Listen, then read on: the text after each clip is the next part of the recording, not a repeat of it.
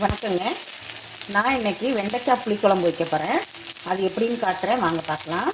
இந்த மாதிரி வெண்டைக்காவை தண்ணியில் வாஷ் பண்ணிவிட்டு சின்ன சின்னதாக மீடியமாக கட் பண்ணி கொஞ்சம் எண்ணெய் ஊற்றி இந்த மாதிரி வதக்கி எடுத்து வச்சுருந்தோங்க. வதக்கும்போது இதில் இருக்கிற இந்த குழகுழப்பு தன்மையெல்லாம் போயிடும். அதுக்காக தான் இது வதக்கிறது.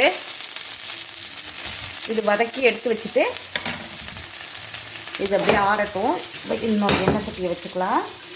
கொஞ்சம் எண்ணெய் ஊற்றிக்கோங்க. எண்ணெய் சூடானதும் வெந்தயம் போடுறேன். வெந்தயம் கலர் மாறிடுச்சு. வெங்காயம் போட்டுக்கலாம். வெங்காயத்தை போட்டு இப்போது ஒரு தக்காளியை கட் பண்ணதை இனி போட்டு கொஞ்சம் நல்லா வதக்கிக்குவோம்.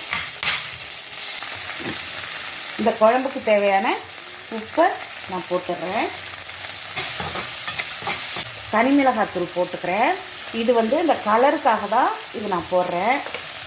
நம்ம வீட்டில் அரைச்ச மிளகாத்தூள் ஒரு ஸ்பூன் போட்டுக்கிறேன். வதக்கிட்டு இந்த வெண்டைக்காய் வதக்கி வச்சுருக்கோம் இல்லைங்களா, இதை எடுத்து இதில் போட்டுருவோம்.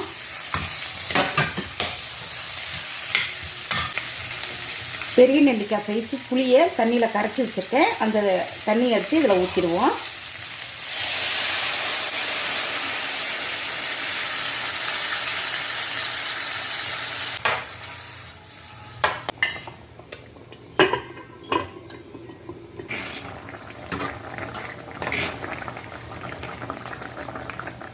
இன்னும் கொஞ்சம் நேரம் குழம்பு திக்காகட்டும். அடுப்பை சிம்மில் வச்சிடலாம். இன்னும் ஒரு 2-3 மினிட்ஸ் இருந்தால் போதும். அவ்வளோதாங்க வெண்டைக்காய் புளிக்குழம்பு. மூடி வச்சிடுறேன். நல்லா குழம்பு கொதித்து திக்காயிடுச்சு.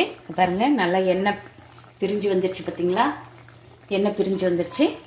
ரொம்ப டேஸ்டான வெண்டைக்காய் புளிக்குழம்பு தயாராகிடுச்சு. நான் எண்ணெய் சட்டியிலேருந்து வேறு பாத்திரத்துக்கு மாற்றிட்டேன். அவ்வளோதாங்க. நீங்களும் இதே மாதிரி செஞ்சு பாருங்கள். தேங்க்யூ.